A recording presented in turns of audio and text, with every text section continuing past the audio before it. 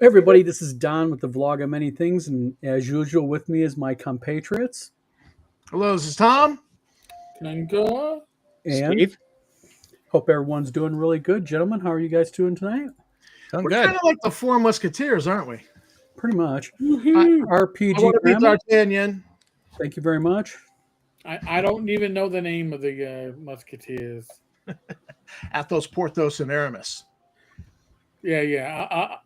I have no idea. I'll be one of the fat ones. Okay. I'll be portly.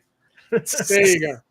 But that reminds me, they had the Three Musketeer movie from I think like the early to mid '80s, and I can't remember. It was the one that had I think wasn't Vincent Price. I was trying to think of what his name is. He played the Cardinal, but anyways, the best line in the whole movie was when the one Musketeer comes in and joins in the fight, and they're like, "Where were you?" And he says, "I was killing something ugly." And I about fell out of my chair when I heard that.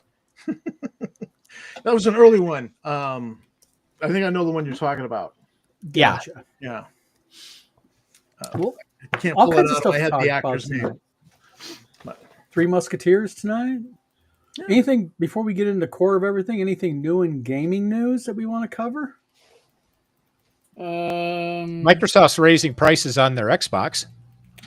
Ooh. That's due to import. That's due to the tariffs, though, that don't exist by a lot of people's standards, and it's just excuses by Nintendo Kickstarters Switch and game isn't. companies to Yeah, rip well, their customers Nintendo off. Switch isn't releasing in the U.S. because of tariffs. Mm-hmm. The Switch 2.0.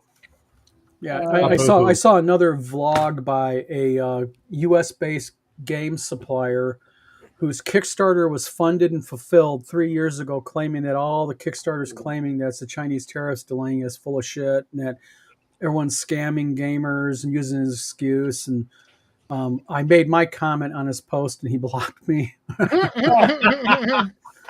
Oh, boo-hoo. He might need some more coverage from one of us. Yeah.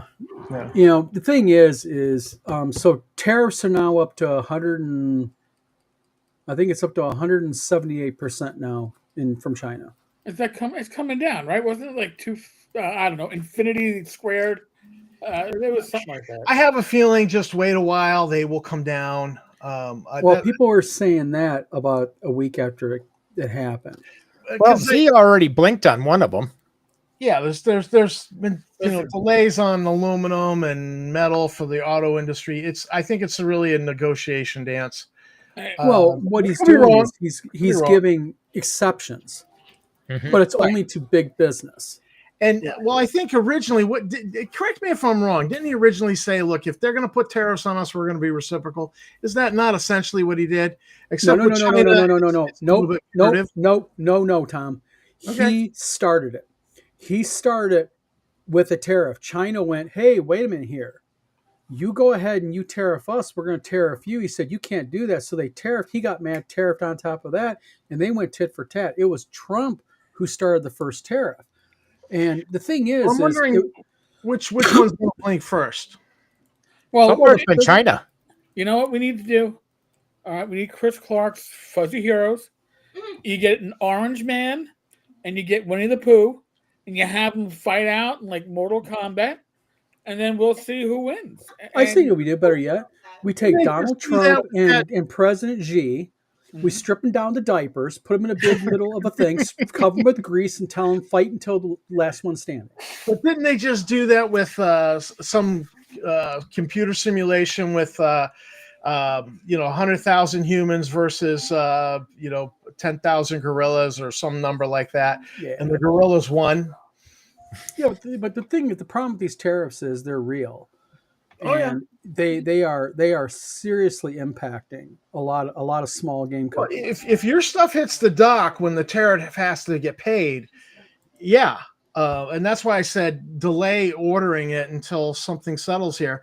If you don't, like, for instance, we were discussing that game, the Kickstarter funded 3 years ago, and he's saying, "Oh, the tariffs have killed us, and we can't honor the fulfillment." Well, if you haven't ordered from China, then don't order. Just explain it and delay it. I would rather have the game delayed than not have the game at all, honestly. That would to me that would be fair. Well, the problem that you run into here, though, is there was no reason to do the tariffs. You know, we have trade treaties with these countries. We have trade agreements. Mhm. And essentially, like with Canada, the United States violated their trade treaty, their trade agreement, like with Canada and such. And, you know, I get the concept of it. You know, some of these trade agreements are a little bit lopsided, some are very much lopsided. But when you enter into a treaty with a foreign country and then you violate those treaties en masse, the problem that you have is you reduce the confidence in those countries to deal with the United States of America in a broader sense, because we're not trustworthy then. That affects everything from the value of the US dollar, because now the next thing is, are they going to start defuncting on their debt, on their loans, which Trump has said maybe we should just stop paying our loans. And when you do things like that, words by me, you, Eric, and Steve, they just kind of go blip and it's gone. But the president of the United States saying those things has a massive ripple effect, whether they're done or not. Sure. And it's this type of rhetoric that's just really hurting everything. LD Antioch says, no, Trump defined trade deficits as tariffs, which they decidedly are not. That's not what words mean. And the Zataran says, I thought China started by stealing IP addresses for 2 decades. Well, You know what? Maybe they have, but look what the United States has done. I mean, the United States have had their pants pulled down for spying how many times? That's what countries do. We spy on our allies, they spy on us. That's normal. Right, but China does spy for more commercial reasons than the U.S. does. Yes. and that's been going on for decades. Yes. I'm sure Russia would do the same, but they're just not competent enough at building shit. Yeah. That China is. And the core issue to me with the tariffs is, I mean, and probably shouldn't stay on this too long because it's kind of a boring subject. Everybody's been beating around, but there is a bad effect here. No matter whether you are pro-Trump or anti-Trump, take all that aside, the tariffs have hurt thousands, if not tens of thousands, of small U.S. businesses, and that's a fact. And anytime a presidential decision nails small business, that's a bad decision, because people talk about, well, it's not affecting now larger companies. That's right, because they're getting exemptions to the tariffs. And I know why. Well, also the big corporations, they're able to, finagle and swallow and move things around. Yeah. Big corporations will stay afloat. They're not going to be hurt. They're not going to be hurt that bad by this. Yeah, but that's just the whole point. But who's being hurt and who are closing down, who are shutting their doors, are small businesses. Yeah. And my point about that game designer with that, they funded 3 years ago, and now they're claiming, well, the tariffs have killed everything, and we're not gonna fulfill the Kickstarter. To me, that's disingenuous. If you haven't, and again, if he ordered it and it came to the dock and they could not pay the tariffs and it was destroyed by customs, then all right, that I get. But if he hasn't ordered it yet, then don't claim the tariffs killed your business. Oh, absolutely. That's a big difference. Delay or find a U.S. printer. Find a U.S. printer to print it. Wizard Tower has a lot of manufacturing capability, I've heard. But you have to understand the issue is, the issue also is with manufacturing, because the problem with U.S. paper mills is U.S. paper mills deal in paper in a different way. There's 2 ways you buy paper from a mill. You buy paper, what they call roll stock, large rolls like newspapers. Do you ever see those gigantic, like 8-foot, wide rolls?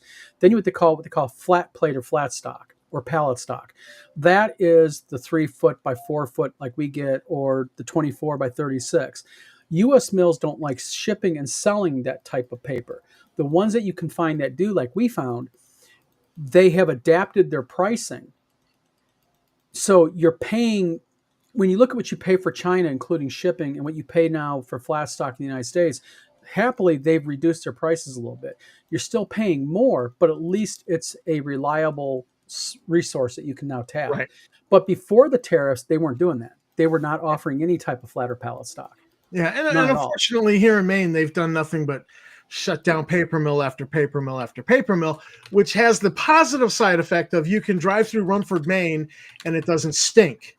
from the paper mill.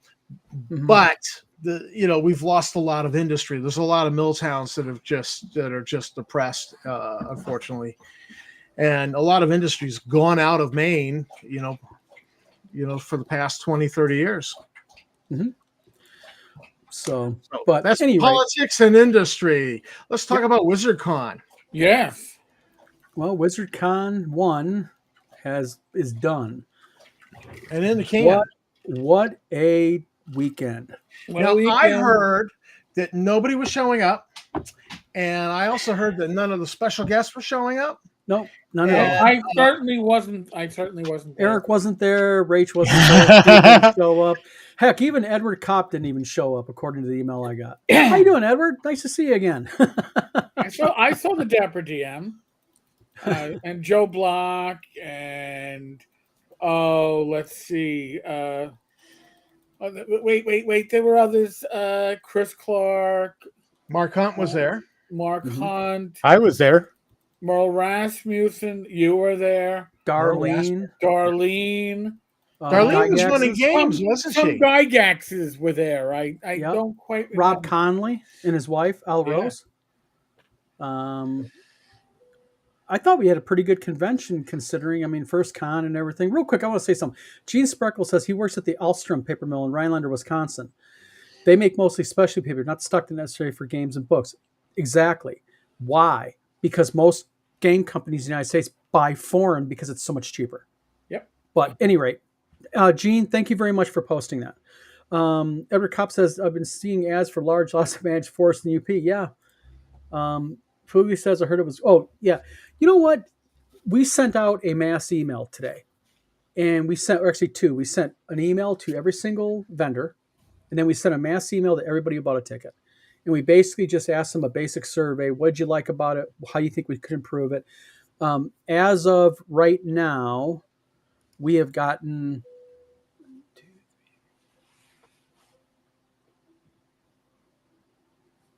26 responses. And, people are offering good feedback both ways. And Nice. That's what we're doing. We want to basically, really take it serious. But I think overall it went pretty smooth. Merle's a really cool guy. I've watched interviews of him, and I'm like, wow, I would like to spend some time with this guy. Yep. And by the way, AZ Mulder, Scott Mulder, I don't know if he's going to come in tonight. That guy is a superhero in this whole thing. He was right there by my side. I kept telling him, go game. He's like, no, I'm doing fine. He just did some gaming. We did the Timcast experience, and he did some gaming with Gangbusters, Mark Hunt. Yep. But other than that, he I'm so said he jealous. was cool. And he helped us so much this Some weekend. heroes wear capes. Scott wore spandex, but I mean, Yep. he's still a hero now. I got to play Auctioneer when the Yes. Auctioneer played his COVID card. Oh, no, So, it gets better than this. Eric, come on. He played the COVID card an hour and a half before the auction. Yes. It's like, oh, Messaged shit. me and said, I have COVID. I can't show up. Yeah. Right, sure. Good luck. So I ran the auction, and Tom, I am sorry to tell you, but those in the audience only bought you this 4-Star Frontiers. The 2001 they decided to keep, but they said, I don't know who the fuck Tom is, but if you're talking about him, he must be a good guy. Give this to Tom. Hey, who was the guy that had the table near the door that was near with like the breakfast buffet? And he did, I think it was like a gangster RPG or something. He had that kind of that fedora hat. It was on that one long table by the door over where the breakfast bar was. Was that Mark Hunt? No, I don't know. I didn't get his No. name, but he had a long table with like six, 8 people there. And it looked like they were doing kind of like a mobs and mafia type thing. That's Mark Hunt. No, Yeah. that That was wasn't Gangbusters. That was Gangbusters. Yeah, I passed by his table a couple times, was listening to him as he was DMing, and he sounded cool. Yeah. Yeah, Mark. Yeah, Gene, I'm We going to should read do a all the live emails. stream with him. We're Do a putting little all- one-shot Gangbusters. Yeah. Yes, live stream sometime. Real quick, in response to Gene, what we're doing is we're going to take all the input we get, and as the emails come in, we're printing them, and then we're going to go through everything to get ideas and brainstorm and such. So, thank you for your input. We've been corrected to saying that was Merle. If it had Legos on the table, it was Merle. Yeah, if it was Merle Rasmussen if it had Legos on a table. LK Antac says, hope you're preparing a mass email soliciting ticket money for next year while the iron is hot, perhaps with an honorary memorial badge or something with some perks of being the first. We're looking into that, yeah. Everybody's saying Merle top secret. Yeah. Oh, I got a kick out of this. When I came in, I was because I had some books arrive late, so I arrived late on Friday. But I thought it was funny when I took one of my walks around the area. I walked in a room and Tenkar was over there with Tim Kask, and you guys were dealing with that four-sided die, and it was something about regardless of which way you roll it, something's going to blow up. Pretty much.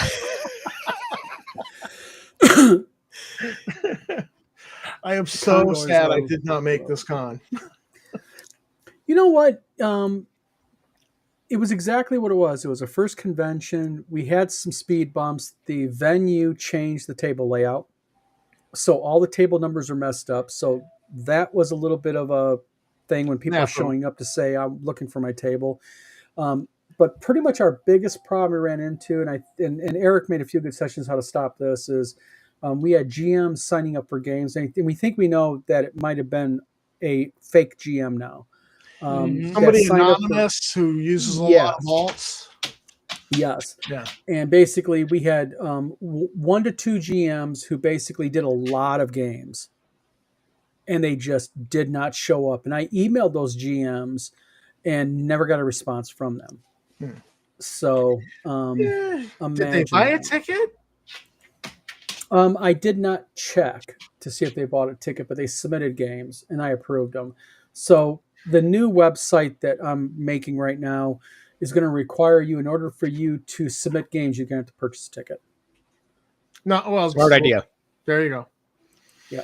So just random alt accounts. Joe, how you doing, my friend? Thank you for coming, by the way. Won't do that in the future. Yep. Joe Block, the Greyhawk Grognard, he ran AD&D. He ran his, when he comes into me, he goes, hey, Don, he goes, I got a problem with my table. I need to move tables around. So we're in the middle of this, it was getting pretty packed. And he and Joe Block, here we are lifting tables up over Darlene's head, trying to get tables moved around. Yep. Don't drop it. Yeah, Joe says, man, that hotel. Yep. Yep. Thank you, Gene. We much appreciate it. By the way, my wife, Tina, was a whole trooper to this. She took time off from work, from school, with her little ones to go ahead and to be there with me, her big one, and make sure I did right. So, she was super. You have a gem of a wife, by the way. What's up? You have a gem of a wife. Yes, I do. She really stepped up and just, Darlene showed up. And we'll get to the hotel in 1 second, Joe. Darlene shows up. Darlene says, I got a problem. I lost my glasses. And we're like, where were you? So Tina gets a hold of the airport, finds out Lost and Found has them. So I end up going over to Kalamazoo Airport through security, had to go get the glasses. So Darlene got her glasses back. That's a good thing. So that was really good. Greyheart Gardner says, that hotel. Or cop says, yeah, that hotel. All right, the hotel. The staff was good. The staff was excellent, I think. But what nobody knows here is when we first dealt with the hotel, I was dealing with an event coordinator named Martin. So what ended up happening was 2 days before vendor setup, they call me up and say, well, there's a new event coordinator. We're not following the agreement. We want more money. We're not giving you comp rooms. We're not comping breakfast. We're not doing none of that. 2 days before the convention. Ooh. So I went in on Tuesday, met with them. They agreed to follow everything Martin had said. And then Tuesday at 4:00, the general manager, Dave, calls me up and says, by the way, I don't care what my people said. I'm not following the agreement. So I went in there Wednesday, day before setup. And Dave, I just told him flat off, I said, I'll cancel the convention. I'm not giving you thousands and thousands of dollars more. He's like, cancel it. I said, oh no, you don't understand. I'll still be here. Special guests will still be showing up. I'll have Channel 17 News here. And we're all going to be here, and you can deal with everybody. Because I videotaped my phone call with the lady who's working for events. She said, oh no, we promised all that to you. You get it. Yeah. So I had her on recording earlier that day, so he backed off. But the hotel staff was decent, except in that aspect behind the scenes. Right. But the actual hotel, I got no Wi-Fi. Wi-Fi was not working hardly at all at night.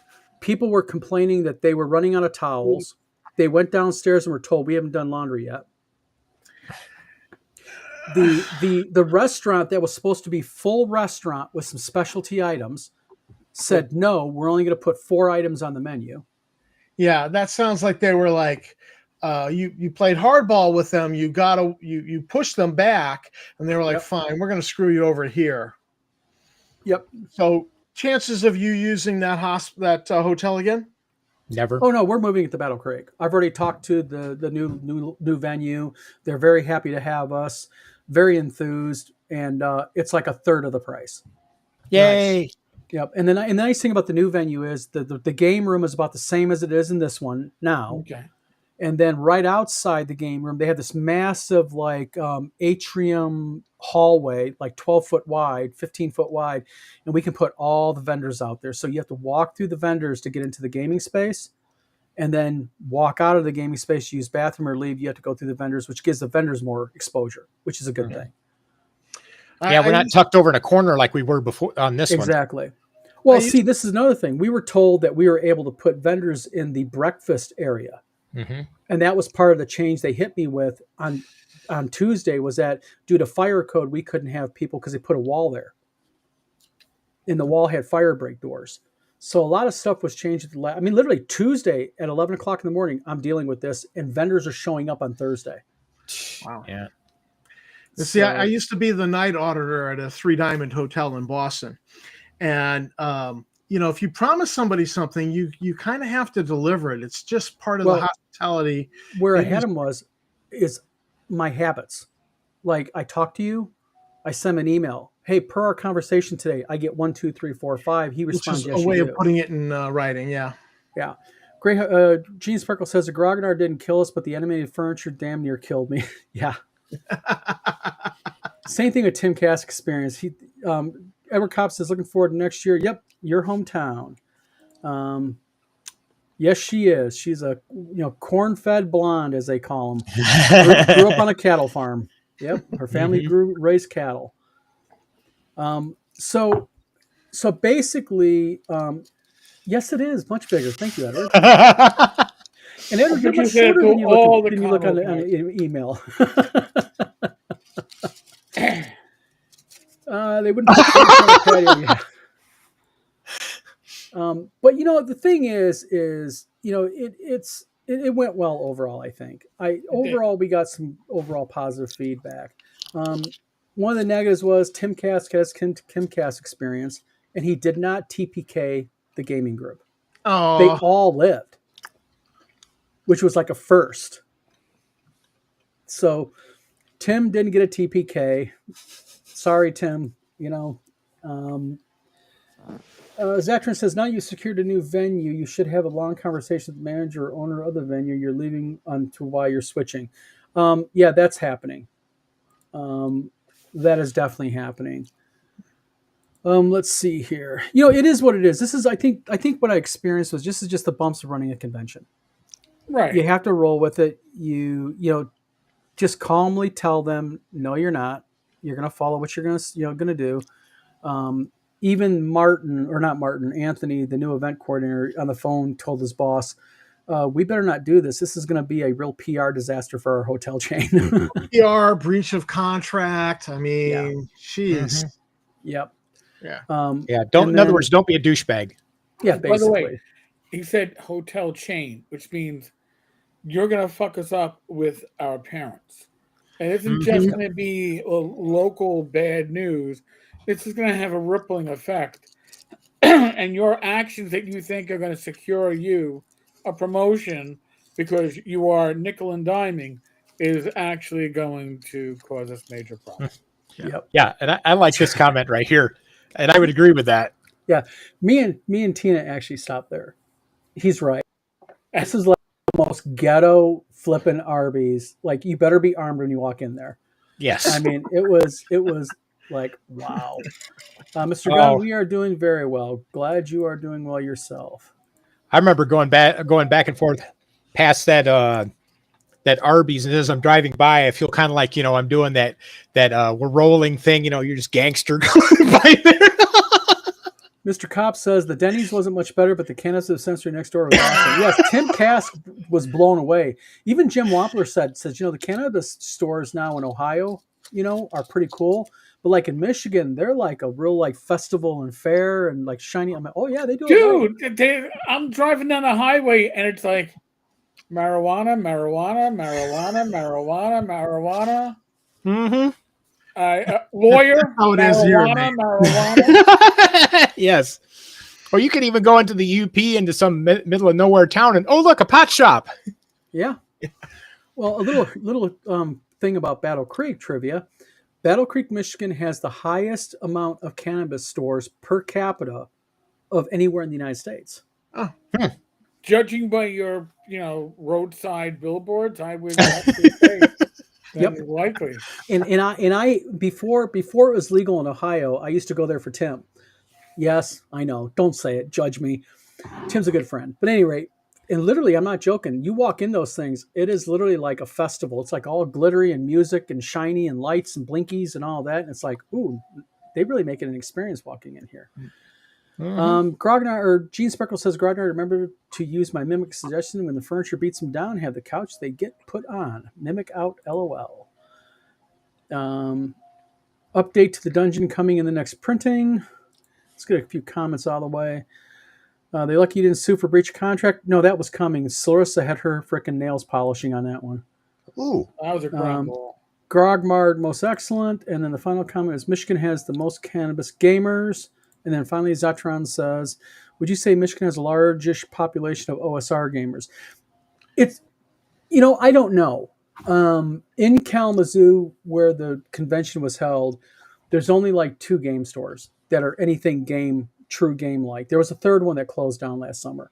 And really it's 5e when you go in. I mean, with most game stores, it's 5e. They push that and Magic. So, Magic the Gathering. They also used to give yogurt enemas at the Battle Creek Sanitarium, known as the Federal Center. Edward, I'll take your word on that. Never had a yogurt enema, okay? But if I had It's a Kellogg thing. A yogurt enema? Fun? Damn. Yeah, it was a Kellogg thing. Damn. Don't eat granola before. Yogurt enema. Is that an idea for the next game convention? All right, so when the DM doesn't show, My you question all is, do we get charge for yogurt that? Is enema. it like a ticket based? Is it just free? Or what do you do? Tom, you coming next year? Not for the yogurt enemas. Sorry, no. Come on, we'll use strawberry. Road to Wellville. But no, I think overall it went well, but I'm biased. And, I guess I'll have to defer to, all BS aside, what do you, Steve, you and Eric, you were there. What do you think? I had a great time. Oh, the convention was great. It was a hotel that sucked. And again, the staff that I interacted with at the hotel were all pleasant. Our bartender, She was great. She was a Warhammer gamer, so I forgive her. But in any case, no, I mean the women and the guy as part of the breakfast, they were fine. But you also got a feeling that we didn't quite fit what their expectations were. Now, that being said, the actual attendees, everybody I spoke to, who some of them drove as far as I did, which, by the way, it was a drive, and you can't see it in this video, but I had a heating pad on my back.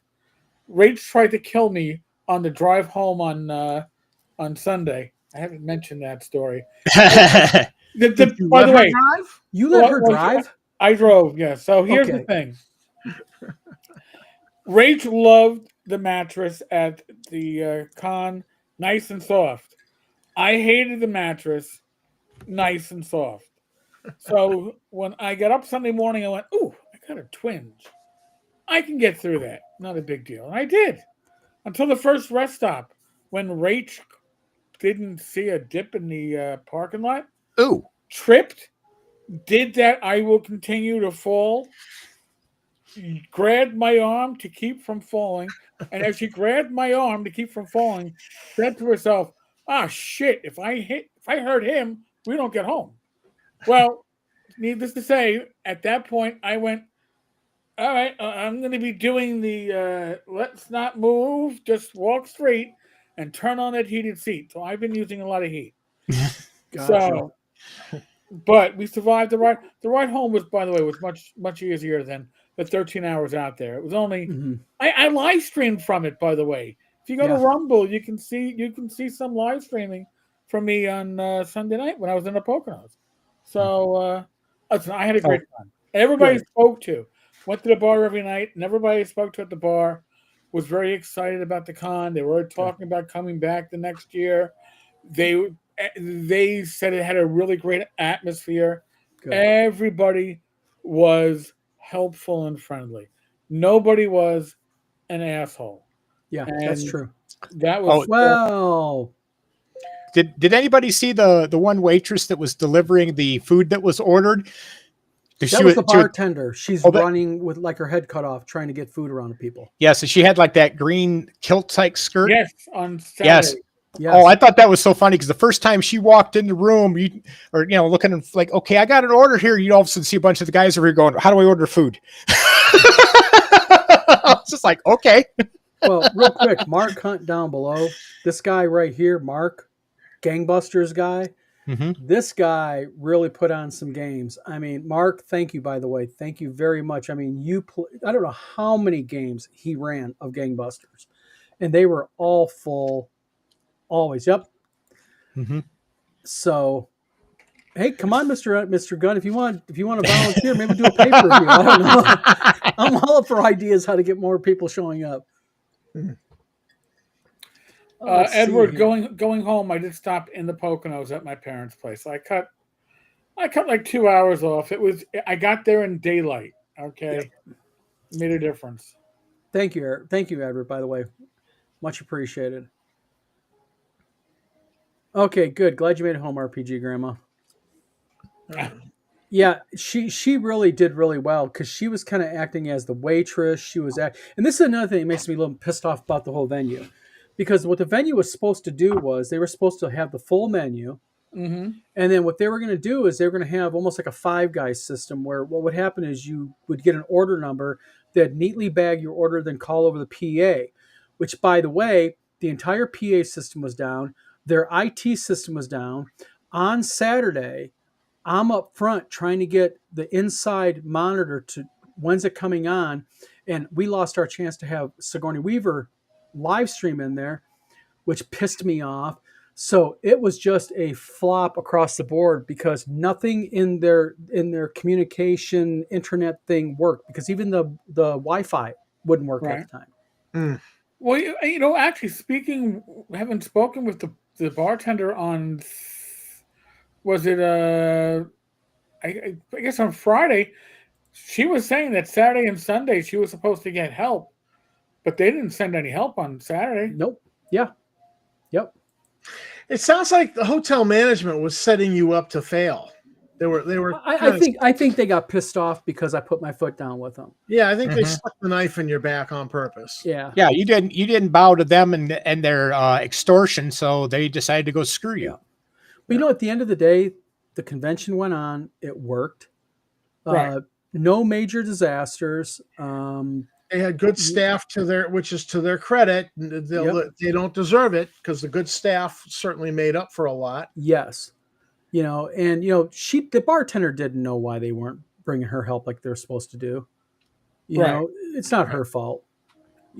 But at the end of the day, it went well, I think, and like I said, a majority of the input that we're doing. But to everybody who got an email from us, don't hold back. And I'm not joking. Don't hold back on the part that it says, how can we improve WizardCon 2? Because we really want to listen to you.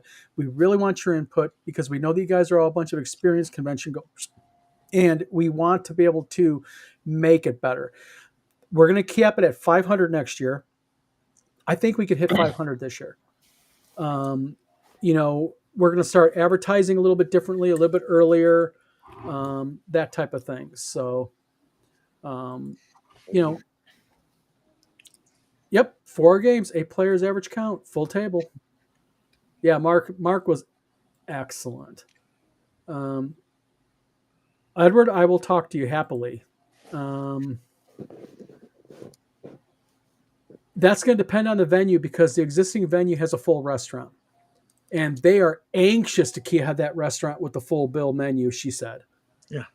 Nice. Because Good. the nice thing about where the new venue is at, the new venue is right on Harper Village Drive in Battle Creek. Literally within a 5-minute walk is 9 different eateries. Within 5-minute walk. Nice. Including a Starbucks, which my daughter works at. She's a little mean ass redhead manager. Steve knows Alyssa. Yeah, opinionated. She's strong-willed. She's a redhead. What do you expect? Mm-hmm. Yeah. Don't get mad at her because she put you in your place when she was 7 years old. Oh, knockdown. Dude, I have power drills that are older than she is. That's right, but they're not as powerful as she is because she's got herself in a personality. Yes, someone was definitely being a cheap ass RPG grandma. You're right. Needs space and dice. The hotel's nice in the rear view. It's in the rear view mirror. It is. You know what? Overall, it worked. It was decent. Move on. Learn your lessons. Adapt and move forward. Because this comment here, the management sucks, employees save the day. Honestly, I've worked in the hotel setting, 2 different hotels, and people love doing a good job. Okay, now if the Libyan guy from Libya, who's a bellhop, he might just be doing a good job because he just loves tips. But by and large, for the most part, most people love doing a good job.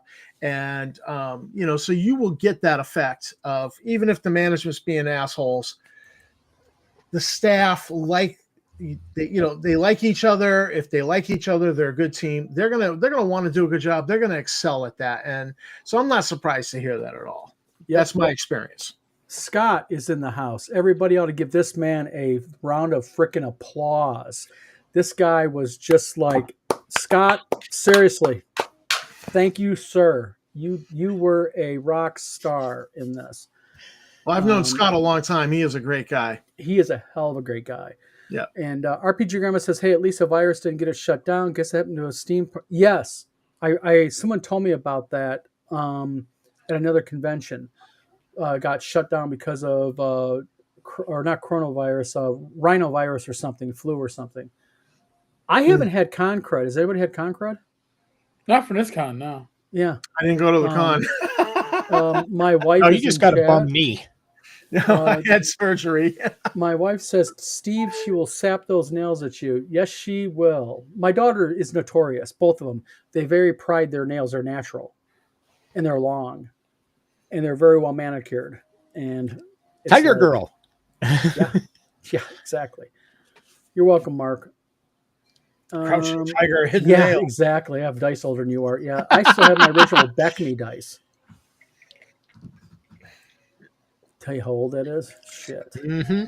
Yeah. But so some ideas for WizardCon 2 that we're going to do, just let people know. We're going to have some, and I believe it was Eric that had this idea.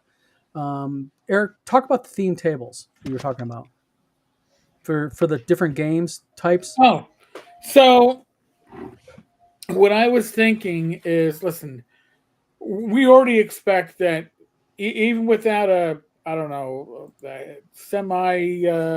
mentally challenged a-hole trying to sabotage stuff, we're going to have GMs that flake. That happens. Okay, life steps in, kicks them in the nuts, whatever. you're going to have those situations. So the idea is, and it occurred to me on my drive back to the Poconos on Sunday. There was a lot of brainstorming, and part of that brainstorming was that I was approaching Blades and Arcana from the wrong perspective. I was thinking as a GM, I had to think of it as player facing, because players go and they want to play games. And honestly, I was happy to jump into any game, which is what I was doing at WizardCon, so long as the rules were approachable. And the player-facing rules got to be approachable. So, say you're there to play, I don't know, Star Frontiers. What? Speakeasy room. There. Oh well. But say you're there to play Star Frontiers and your GM flakes. Well, I don't know Star Frontiers well enough to run it, but if I have a simple sci-fi rule set that can be presented to a player with, I don't know, a 2-page folder that they can look at and have all they need, and they know the system, and you can run something, and they're going to get their science fiction and have something ready for fantasy, have something ready for horror, and that way, hey, somebody flaked. Well, who's available to run a game? Yeah, It's simple scenario. The rules are OSR common, I guess we could say, and you run it from that. And I said that makes it so that it's harder to sabotage, screw up. You can players are happy when they have a game. Okay, we saw that at the con. Though even those that were getting canceled out because somebody signed up to run games and had no intention of showing up, they were just happy to get into a game. Yeah. So let's have a way to make it easier for people to get into games. And I think that's something Edward Kopp does a lot, tries to get a lot of the stuff organized for conventions. I may bounce some of these ideas off him because I think some of this might be usable across the board. But in any case, yeah. Excuse me. no more hookers and blow. That's Gary Con. Well- Who let Mr. Gunn in the room? I never mentioned the name of the con. It's not Gary Con.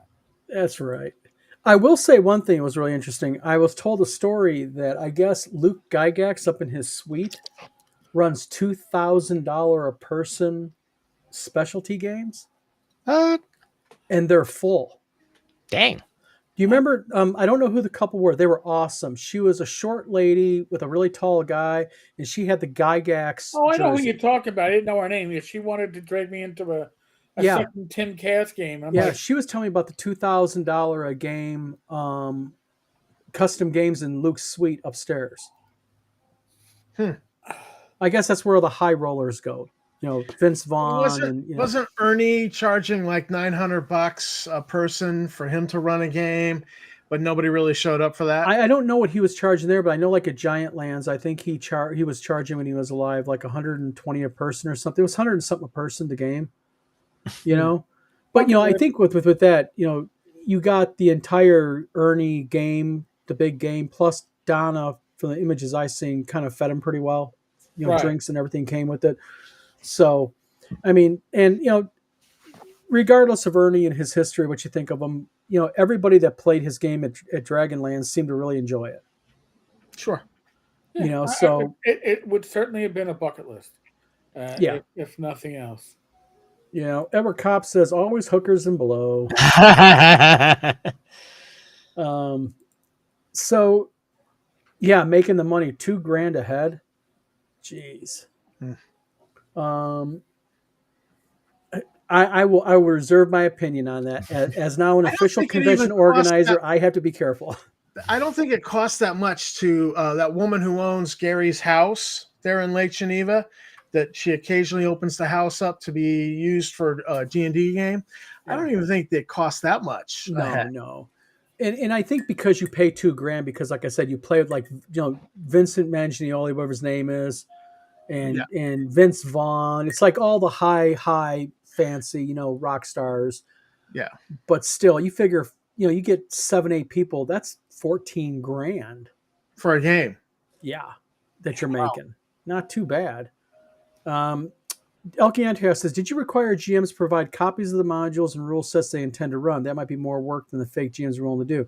It's really, I think it's hard to do that because it's logistics of saying how are they going to get it to you.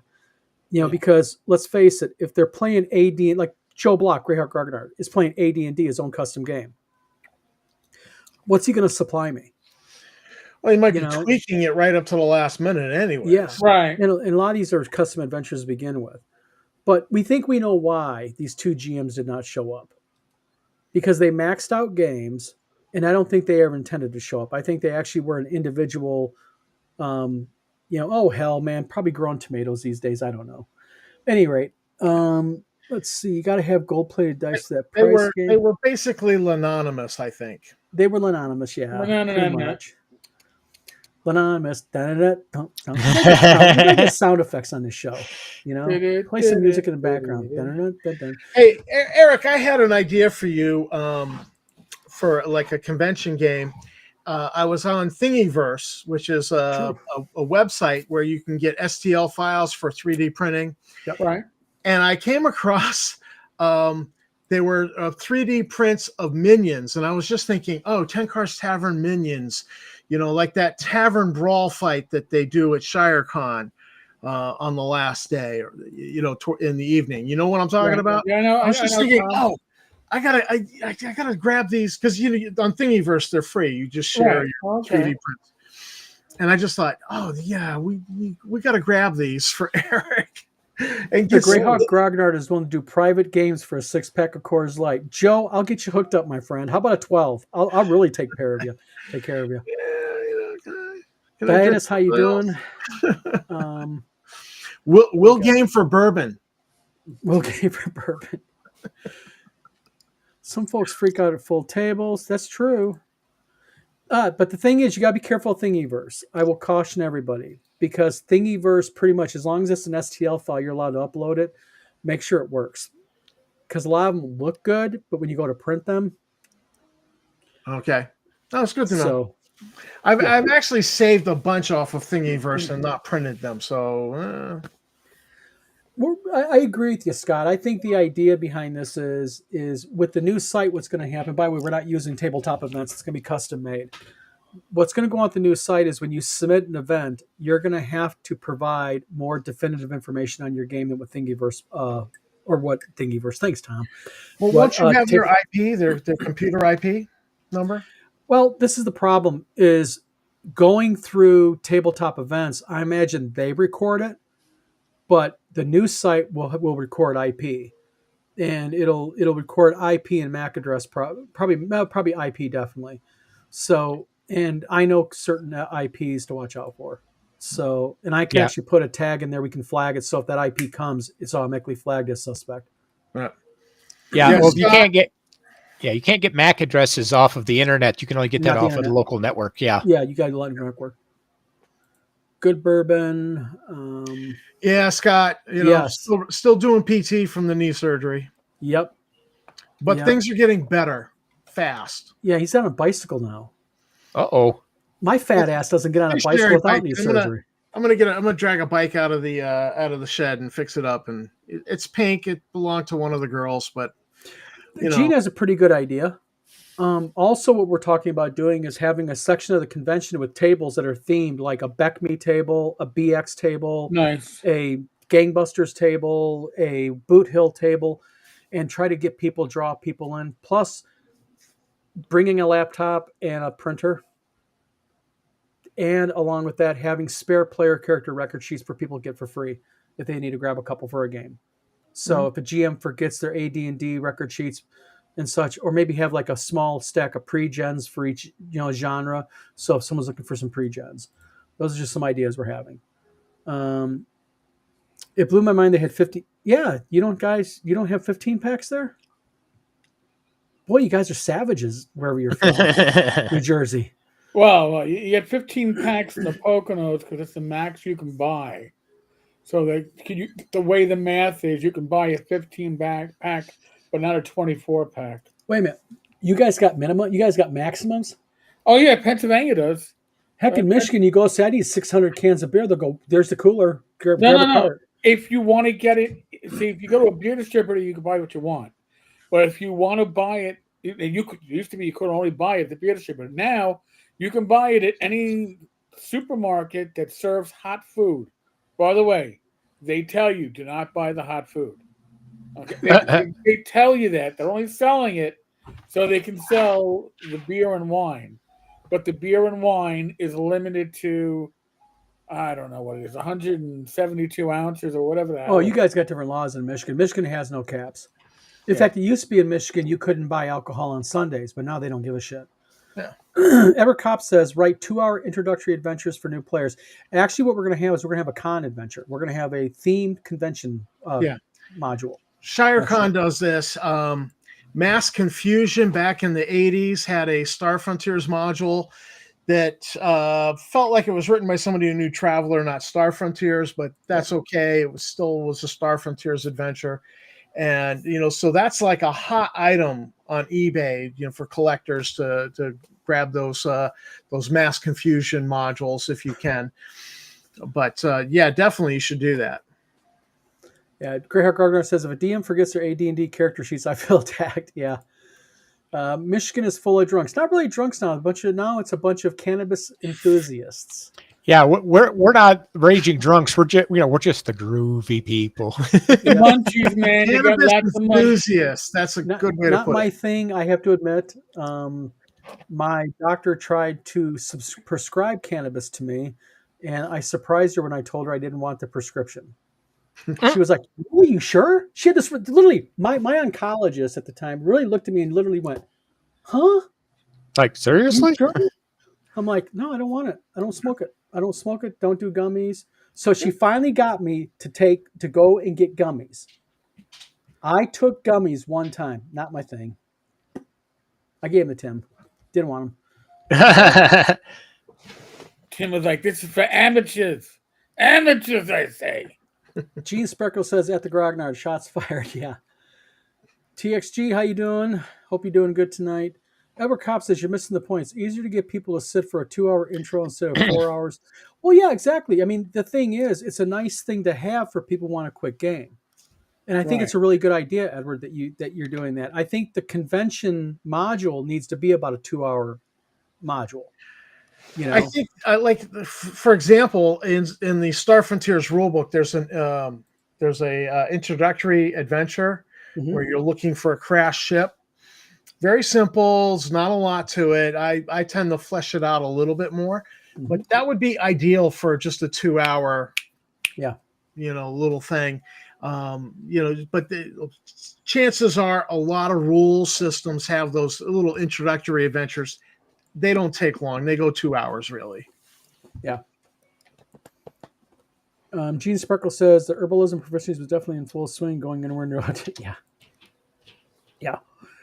At the end of the day, the idea behind WizardCon 1 was I knew it wasn't going to run perfect. But based on what I was expecting versus what happened, I'm really pleased. Because it could have been, and I'm not trying to curse it, but it could have been a lot worse. The hiccups that we had were minor in the scheme of things. Elk Antox says, my GP, doctor, and specialist both told me to try cannabis. I didn't enjoy it. Just go to sleep.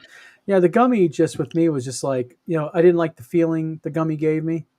Nothing. I mean, I'm not into it. Not my thing. I get how it helps, but no, I'll pass. Edward, the reason why there are 4-hour slots is that's what was considered a tournament slot. Yeah. Back in the day. So it was 4 hours. How far did you get? And you were scored. Yeah. And the idea was your team should get the highest score, win whatever prizes. And that's generally why the 4-hour slot is still considered standard.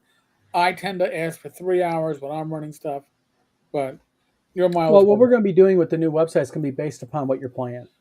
If it's a board game, they're going to be 1-hour slots, and you can sign up for 2 slots, 3 slots if you need them, whatever, based on the board game type. If it's an RPG, they're going to be 3-hour slots. So the idea is based upon the game type.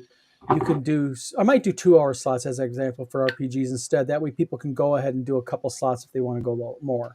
Right. You know, but we want to make it more common sense than what tabletop events does. Plus, an incident with tabletop events was we were getting feedback for other cons like Phoenix Con and also Central New York RPG Con. Was getting like he was posting that people were getting errors trying to buy tickets. So, and we were getting real quick. Matthew Melman says Hotel Michigan must have been delighted to have people making up for the missing Canadians. Yeah, exactly. Scott Mulder, there's no bad actors, no destructive, no problems with people getting to a neighborhood, just happy gamers. Exactly. I mean, let's see, but I ran those tournaments. How far? Yeah. The biggest problem that we had the entire convention is we had an individual with a service dog. And the service dog growled at a couple people, and the location told me that I had to tell him to put a leash on the dog, and that was not a fun thing to do. But other than that, it went well. And then he was one of the first people who responded to my surveys and said, I'd love to come back a second time. So, I mean, hey, you know. Gene Speckle says, I agree, a 2-hour time sauce. I'm thinking Midnight Mothership, plenty of time to learn a game and kill players 2 times over. I was actually introduced to this awesomeness at WizardCon. Thank you, Gene. Much appreciated. And thank you for coming, by the way. RPG Grandma says, whenever I have been at a con with gaming, usually not as focused. 1, never had time to play. Know that folks are often bummed out they couldn't do something because of the length of the game. Yeah. Excuse me. Damn. But yeah, so overall, you know, we'll call WizardCon 1 a success. And WizardCon 2 is happening the 24th, 25th, and 26th of 2026 in Battle Creek, Michigan. Well, there you go. That was a question somebody asked earlier on. Now you got your weekend. I think that was Joe Block. There you go, Joe. And as note, just for people in general, WizardCon will always be the last weekend in April. It's just a safe weekend. Easter never's done the last weekend in April. And it's just a good weekend to have it. So, but wow, kicking an hour. So the dog was sweet, but when the dog wanders about 50 feet away from the owner across the gaming room, I don't know what service they're actually doing as a service dog at that point. Emotional support pet. I'm not saying that the person was abusing their service animal in that way, but there was certainly not the what? I'm just saying. I'm not saying a word about being mean to a dog. I won't say a word about being mean to your service dog. Yeah, I mean, if you have a service dog, that dog is supposed to be with you because it's doing whatever, emotional, detecting your high blood pressure, your blood sugar, your next seizure, not sniffing out where somebody's food is, you know, across a gaming room. Also, usually you don't smack your dog on the head and call it stupid. No, I just do that with my son, but he's 32. Yeah. That's the trend here in Maine is everybody gets a emotional support animal vest. Yeah. And they put it on their dog and then they claim it's a service dog. And you know, it's nothing of the thing. It's nothing of the thing in Michigan. In Michigan, legally, you can ask to see their service dog certification. The venue can require it. So the venue could have walked up to him anytime and said, that dog has a service dog vest. We want to see your service dog certification. That's what pretty much Scott is saying. Yeah, and I looked at the dog and I could tell that dog was not trained to be a service dog because the way he behaved is completely contradictory to their training. Right. Yep. And Scott, you have a very, very good idea, and that's going to go into the next set of rules. Service dog. Well, it wasn't so much to me. It wasn't the dog. I mean, the way the dog was treated pissed me off. Yep. Me and Scott, many, many times during the weekend, tried not to be judgmental. Did we not, Scott? I thought we did pretty good. Try to not be judgmental. I know it's his service dog. Maybe I don't hit my own dogs like that. Maybe I don't call my dog stupid and jackass and everything. But, you know, hey, it is what it is. Is it the goal to always keep the limit of 500 attendees, a smaller cons? Yes. I actually have been pretty adamant on that. I want to follow Bad Mike and crew's North Texas RPG Con theme. I've just heard so many positive things about North Texas, and one of the biggest things I hear about it is because they're smaller, they're more intimate. Yep. I would say that's my experience at ShireCon. Eric could speak to that better, I'm sure. Yeah. And next time around, we should make sure that everybody who gets a ticket to the convention spams the vendor hall as much as possible. Well, the whole point is the vendor hall this time will be right outside the gaming space, so you'll be forced to go through the vendors Mhm. in order to get to the hall. Nice. So that's real quick. Edward Kopp says that guy was a special kind of dude. Yeah, he was. Anyone who abuses their animal like that, and I'm going to call it abuse, I'll just be a dick. Just because I love this comment. It's more of a disservice dog. Yeah. Hey, you described my childhood. That's not yes, most service dogs will stay on their owner's heel within at least what is it? Within like 2 feet. That's how they're trained. Yeah. Mhm. So, yeah. So Yes. we're now dissing an attendee for abusing his dog and abusing the service dog. Well, I'd like to abuse the attendee personally. The funny thing was, I actually was approached by several attendees and said, seriously? I mean, I'm not joking. At least 3 or 4 people came up to me privately and went, listen, either you're going to have to say something or I'm going to end up getting thrown out of the fucking convention. It's not cool at all. Yeah. I mean, he was just mean. But everyone to their own. Yep. We're not judgy. But Scott's going to bring the big rubber band next time, aren't you, Scott? The big rubber band. Yeah, walk in the game room with a fully automatic paintball gun. You should have a prize for this comment here. You should have a prize for people dressed as a wizard. Just Yeah, there was a bunch of them like that.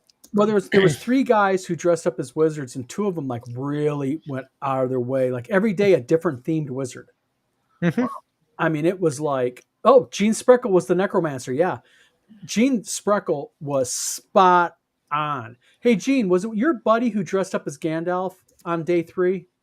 I think having awards next time would be fun. Was he Also, that's a Gandalf good the Gray idea. or Gandalf the White? No, he was the gray.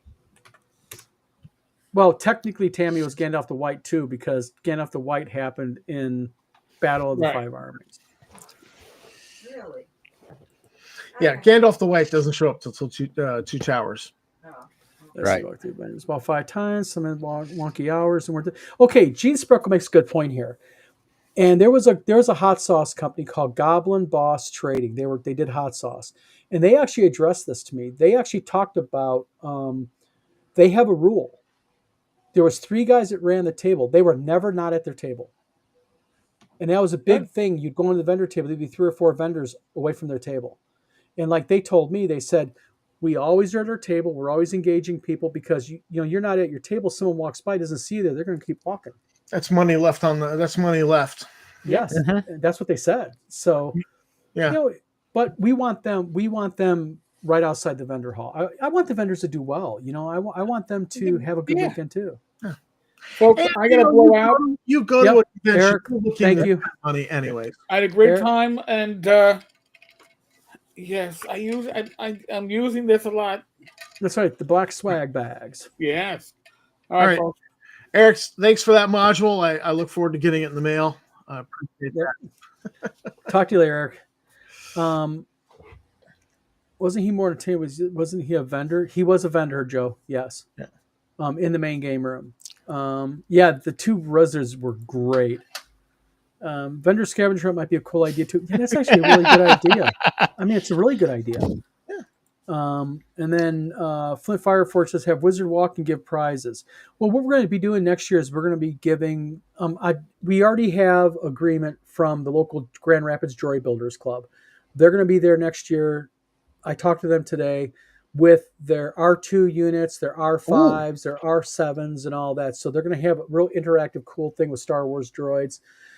I think next year I'm going to be there with my studio scale Star Wars and Star Trek models, a display that's more interactive for people to check it out and do. Steve knows about my prop making I do. Mm-hmm.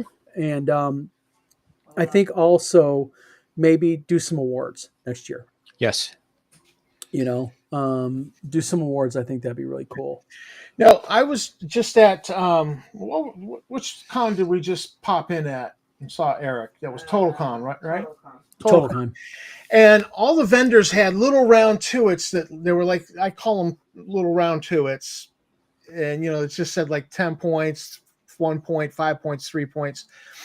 And they could just hand these out to customers who came and engaged with them. But there were some like young kids who just like went to each vendor. Hey, you got any of those? And then you took those to the prize room and exchanged them for stuff. And I have,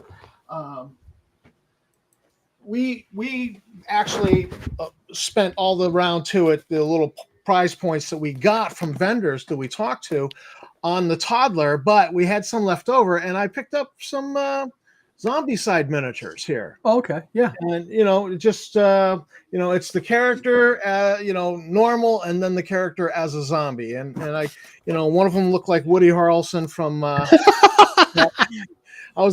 like, yeah, that's Woody Harrelson with the serial numbers filed off. They walked close to the line, and then they didn't. We could do something like that. Also, RPG Grimace as a wizard costume contest. That'd be really cool because that's like an interactive thing. People get involved in it. Cosplay. I mean, when conventions go too far towards, I got invited to do a seminar at a convention in Connecticut on the history of Star Frontiers.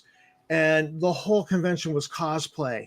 Well, we got there, and it was like this whole convention's been taken over. The gaming was defunct. The attendees at the seminar were the wives and the daughter of the two guys giving it, me and my friend. But the thing is I think you have to look at the type of convention it is, though. Some conventions just draw cosplay more than others. Yeah. Where this is a core game convention, I think cosplaying is a cool derivative of it because even the few people who cosplayed really added something cool to the convention. And I think, like if you do an anime convention, you're asking for cosplay.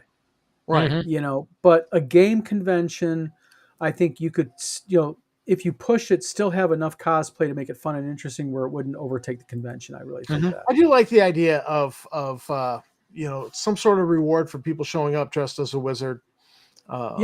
Maybe do a contest or something, or a certificate, something fun for them.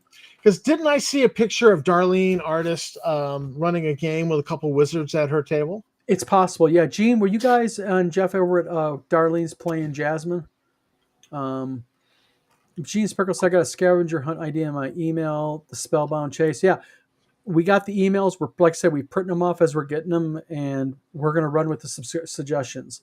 Greyhawk Gardner says, somebody does a lot of solo vending, sometimes unavoidable.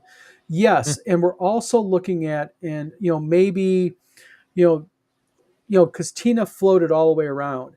Maybe Tina could take care of a table while you need to go take a break to play a game or use the bathroom, or maybe we have volunteers to do that. We're going to really get more volunteers. We've had so many people say, I want to help next year. So getting people to do like 4-hour or 6-hour shifts or something, or maybe, off and on would be a great help. Mm-hmm. In that way, like if the Greyhawk Grognard need to run a game, he could still have his table there, but it wouldn't be unattended. So, and that's another concern people had is, listen, I got to leave my table. Scum and villainy room. Yeah. Well, I'll tell you what, we're not having the 501st there because they charge $3,000 to come. Ew. But the local Droid Builders group, yeah. And because I'm doing a full-scale R2-D2 this year, I'm 3D printing one. So,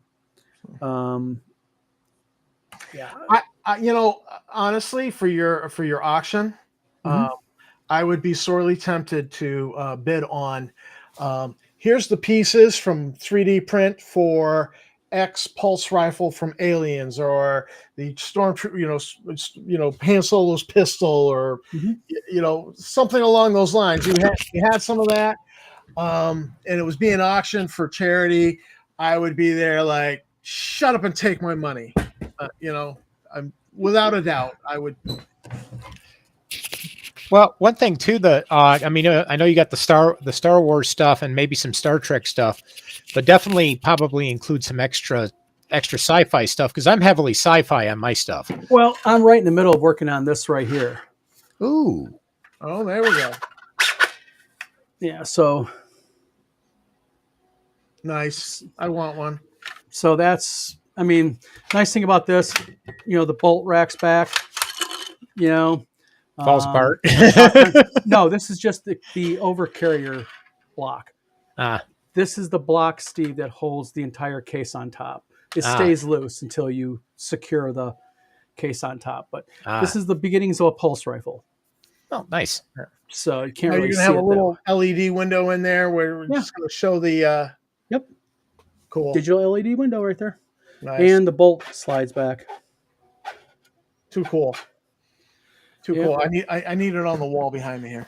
I got about, And a half, bat lift. I need a I got bat about lift. half a and, dozen of those kits. I'm actually probably going to bring one next year and probably have it on the table, probably either auction it off or sell it. One of the two. well, I mean, um, if people are gonna want to take pictures with it. Yeah, I'm fine with that. That would be You know? cool. It'd be really cool. They're really nice when they're done. You should have They a look good. helmet. You should have the Yeah. Colonial Marine helmet and the gun. People will take pictures with that. Yep. That's what we want to make more interactive elements within the convention. That's why we're bringing the droid builders there. Because although you can't hang on the droids, you can still sit down, kneel with it, take a picture with it. It's fun. It's interesting. It's engaging of people, and that's what we want. Plus, I think the idea that people had with the wizard contest, costume contest, thematic to WizardCon. Mhm. Let's see here. Yeah. So, I think overall, first convention we learned a lot. Definitely the second convention will be an improvement. Again, to everybody who's offering us suggestions and ideas, they're not looked at. We are looking at every single one of them. We want the convention to become better. So, RPG Grammar, something thematic that's themed to the convention. Let's see here. I'm trying to get everybody's comments in here. Because you know what? There are some people who are just not going to dress up in costume, but they'll wear a wizard hat. Yeah. It's something fun that you can do. You can make a hat before you come to the convention. Yeah. Something quick and easy. Let's see here. Be back at But the thing is, it would be better though to have someone to be able to watch your booth for you. That way you don't miss a sale. That way you don't have to worry about if somebody walks by who has money at that point. Because people tend to be impulsive. When they want to spend the money, they want to spend it. Especially at a convention. You got to catch them at that time. I mean, I'm preaching to the choir with Joe, especially. He's really experienced at all that. Cumberland Games. If you had small vendors, what if three people went in together on a table, so that's up to them. I mean, that if they can do that if they want. Get a cool staff badge. No, the Aliens Pulse Rifle does not have Picatinny rails. These are movie, so they don't have them. I think the new version of Alien, the white rifles, the modified pulse rifles, have a Picatinny rail, but these do not. No. Edward Cop says, I'll be running sexy, sleazy swords and sci-fi OSR style machinations of the Space Princess. 10-card displayed a game today. Good deal. And then Gene Sparkle says, Scott, I have you, Don, and Tina as the founding members of the Obsidian Order. Ask Don to share my email with you. I will share your email. We will do that. Run the Aliens game also. Yes. And maybe have props at the table. That'd be pretty cool to do. Tina says, if I'm at the booth with the props, I could use a person or two to keep me company. Sounds like I'll be busy. Yeah, my wife knows my curse of my props. Mm-hmm. Matthew Melman says, I just wish we could put a current Star Wars time period to rest and jump forward a couple times. Amen. Let's not get on that, please. Nope. We're going to be another 2 hours on this video if we do that. RPG Grandma says, "LOL, cut out for face boards that people poke their heads and take photos. Yeah, it might be silly fun. I agree." And then photo op is a great idea. Yes, it's engaging to the convention goer. And then Gene Sparkle says, "Put my costume together for 6 months before the con." Yep, I'll tell you, I'm not joking. This guy looked the freaking part. I mean, I've seen cosplay in my time that I went, "Oh, that's pretty good." No, his cosplay was excellent. And he was the necromancer. Yes.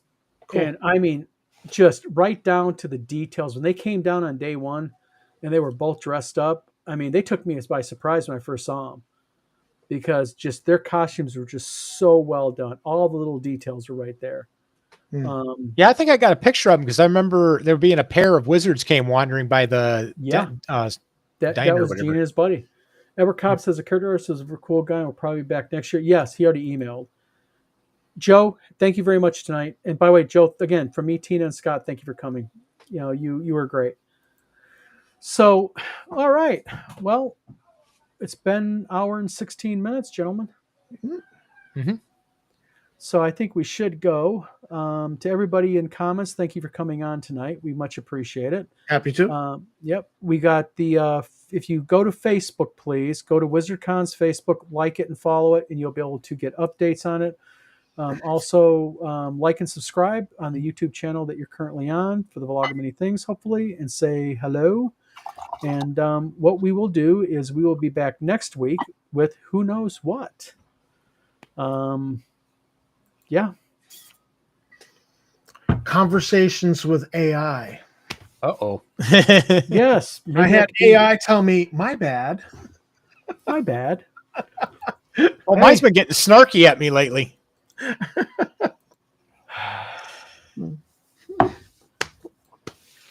Gene Sparkle says, "Good live chat. Appreciate everyone involved again." Thank you again, Gene, for coming. And a thank you for everybody who's coming to WizardCon. You guys really made it great. So, everybody, hope you have a good night. Have a good week. And I guess what we'll do is we'll see everybody next week.